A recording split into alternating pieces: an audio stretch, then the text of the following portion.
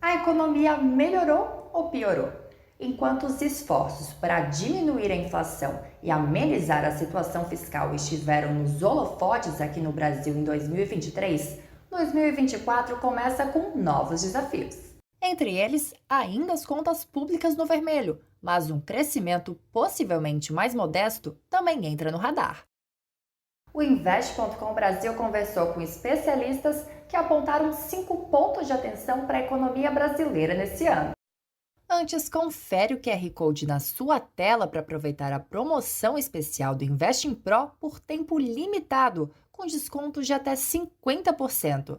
E se você gosta do nosso conteúdo, segue o nosso canal. E vamos ao primeiro ponto. A inflação recuou, mas os economistas acham que a economia tende a desacelerar também. Se qualquer coisa abaixo de 2%, não é bom,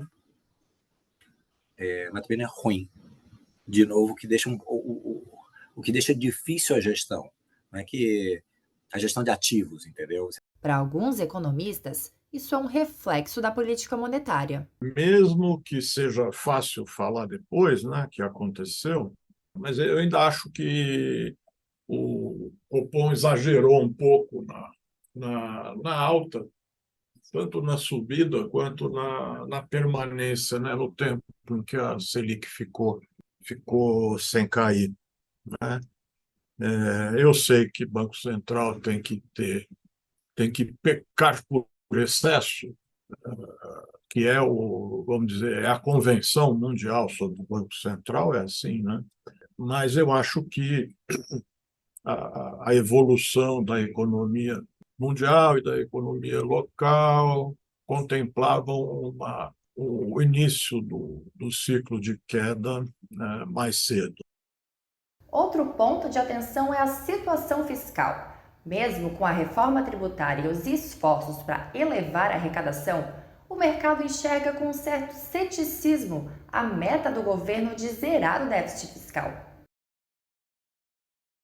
A medida provisória editada pelo governo que limita a desoneração da folha de pagamentos de 17 setores da economia, visando amenizar o déficit fiscal, deve ser um dos principais embates e pode levar à primeira derrota do governo neste ano.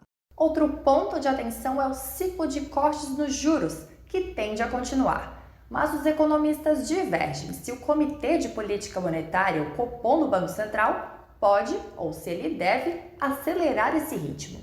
Lembrando que esse é o último ano de Roberto Campos Neto no comando do Banco Central e que novos diretores tomaram posse recentemente. O cenário internacional também segue no radar.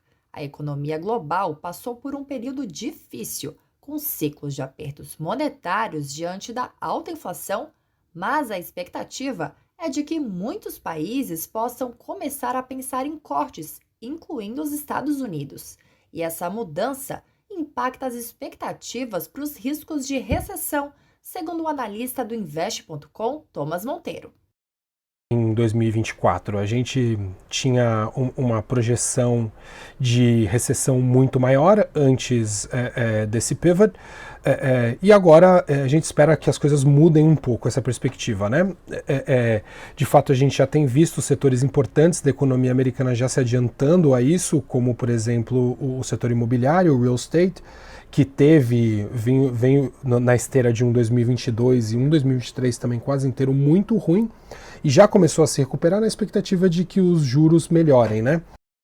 A tese de retomada do gigante asiático, que teria se demonstrado insuficiente, e as dificuldades econômicas enfrentadas pela vizinha Argentina seguem no radar, assim como a aproximação do Brasil do bloco BRICS e o entrave para o acordo de livre comércio entre a União Europeia e o Mercosul.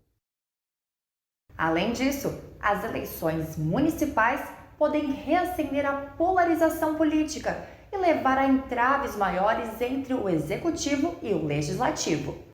Para finalizar, o ano deve ser de foco na agenda verde, buscando novos investimentos internacionais com medidas para demonstrar esforço nessa frente, enquanto o Brasil se prepara para ser o país sede da 30ª Conferência das Nações Unidas sobre Mudança do Clima, a COP30.